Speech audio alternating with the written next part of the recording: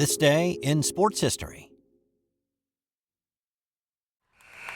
And that's the end of the first half. As the teams head to the locker room, the Spartans lead the Bulldogs by a score. You guys stink. Geez, Coach, we're only down a couple of points. No, I mean you guys really smell. You need to hit the showers. And here, I got every one of you new bars of soap from the Sterling Soap Company. Each bar is artisan crafted using natural ingredients and essential oils. They also have shave soaps, colognes, beard balm, and a whole lot more. Now get in there. But Coach, we have another half to play. I don't care. I can't stand to be around you. A few minutes later. All right, bring it in tight. You guys are still playing terrible, but you're smelling great out there. Now listen, you're going to need to stock up for the rest of the season. We got a lot of tough games left. So go to sterlingsoap.com after the game. That's STIRLING soap.com. You got that? Yes, Coach. Great. sterlingsoap.com on 3. 1, 2, 3. sterlingsoap.com. And welcome back to This Day in Sports History, a member of the Sports History Network. You can find more podcasts at sportshistorynetwork.com. It's January 25th, and on this day in 2010, one man's entire NBA career started and ended in 3.9 seconds.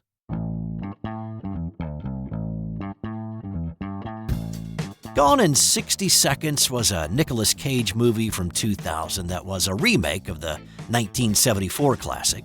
Well, JamesOn Curry can only wish he'd been given another 56.1 seconds. He had the skills to be a good NBA player. There have been guys with a whole lot less skill and talent than JamesOn who had decent careers in the league. Guys with less promise and upside who had more than a cup of coffee there. JamesOn may have been handed a cup, but he just didn't get to sip from it for very long. Now look, I've got a lot of respect for anybody who makes it to that level. So this is not to make fun of the man who had the shortest NBA career of any player. It's merely to tell his story. And the story ends on this day in 2010, when Curry was on the bench for the Los Angeles Clippers, and he was inserted into the final 3.9 seconds of the third quarter in a game at Boston's TD Garden. The Celtics had the ball, and Curry was sent in to guard Rajon Rondo. Paul Pierce inbounded the ball to Ray Allen.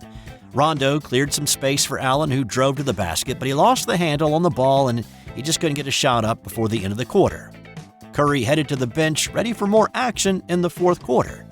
Instead, head coach Mike Dunleavy subbed in DeAndre Jordan for Curry to start the fourth. Curry didn't play the rest of the game. In fact, he's released 12 hours later, and he never played again in the NBA. That's it. JamesOn Curry's entire NBA career lasted 3.9 seconds. No shot, no rebound, no assist. He didn't even touch the ball. Now, he's not completely alone. BasketballReference.com indicates that there have been 8 other guys who've played a minute or less in their career, but none as short as JamesOn Curry's 3.9 seconds. It wasn't supposed to be like this, though. I actually saw JamesOn play as a high school player. He played for Eastern Alamance from Mebane, North Carolina. And I saw him play in a game, I think it was his junior year in the Charlotte area. He'd already committed to play for Roy Williams at North Carolina. He was a scoring machine who averaged more than 40 a game as a senior, and for a time he was the all-time leading scorer in North Carolina high school basketball history. Side note, he's now second on that list to Kobe White, who, interestingly enough, played for the Tar Heels and is now with the Chicago Bulls. Curry was a 5-star recruit with a path to superstardom laid out in front of him until he ran into a problem.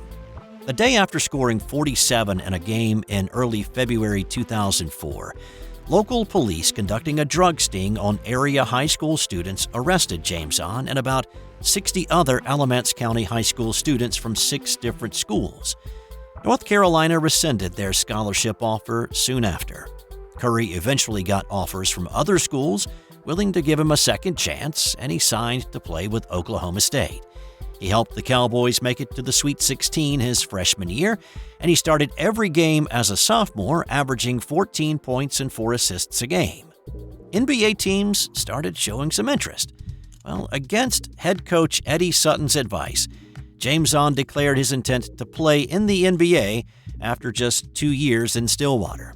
He was selected in the second round with the 51st pick by the Chicago Bulls, and they immediately sent him to the D-League for seasoning.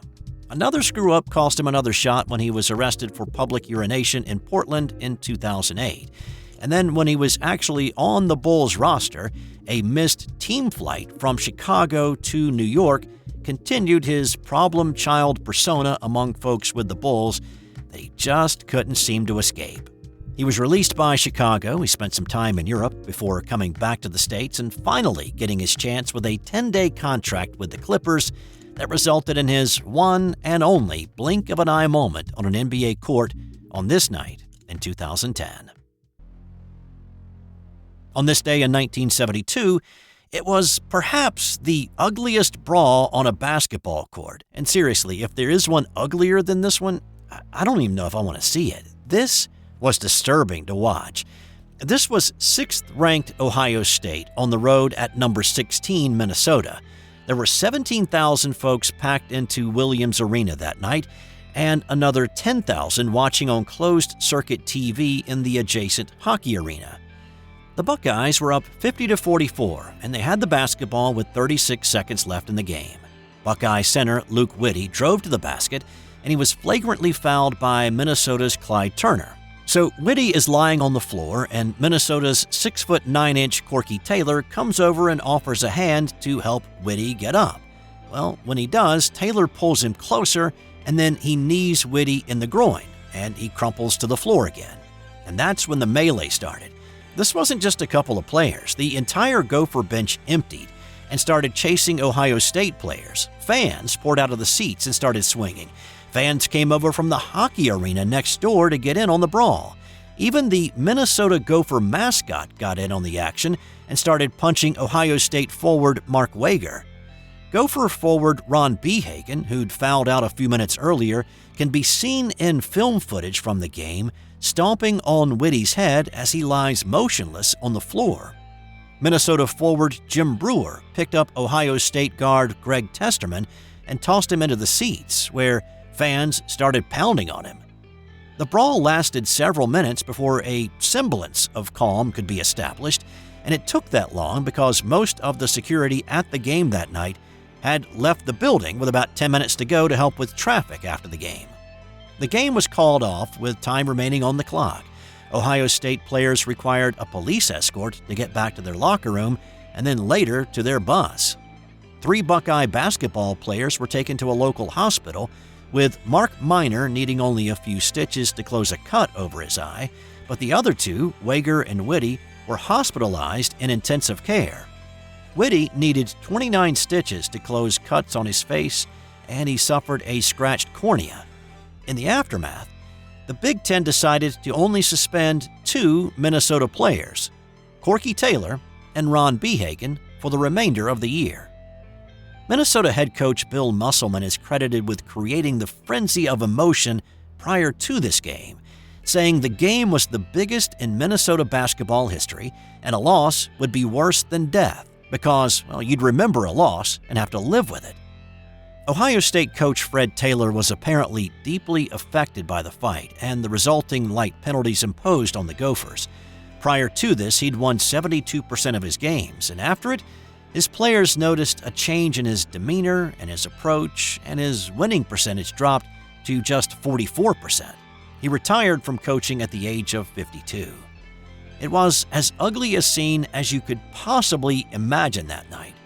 Lessons were learned, and hopefully, it is not a situation that we will ever see again. On this day in 1924, it was the opening day of the first Winter Olympic Games. It was held in Chamonix, France, at the base of Mont Blanc from the 25th through February 5th. 16 countries, including the U.S., were represented, with Germany banned from competing due to their role in World War I. Now, several winter sports had actually been included in previous Summer Olympic Games. Figure skating was part of the 1908 London Games, and ice hockey had been played in Antwerp during the Summer Olympics in 1920. Well, but for obvious reasons, sports needing frozen surfaces weren't always conducive for warmer climates. So it was deemed that winter sports needed its own spectacle, and 1924 was the first winter sport-specific Olympics. There were 5 sports represented, with some of those subdivided into different disciplines.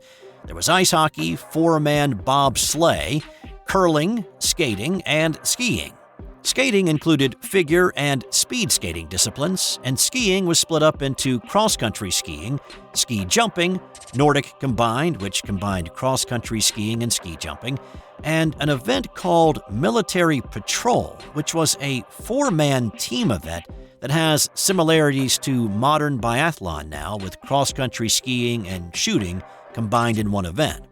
All the events were held outside, with ice hockey, speed skating, and figure skating sharing the same outdoor ice rink. A few of the interesting competitors in this Winter Olympiad: there was an 11-year-old Sonia Henne who competed in the 8-woman ice skating field, finishing 8th, but she was far from discouraged. She would come back in the 28 Olympics and win gold, and follow that up in 1932 and 1936 with 2 more gold medals.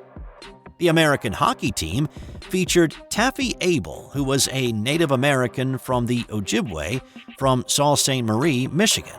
He helped the U.S. win silver, and he was the flag bearer for the 24-person Olympic squad from the States.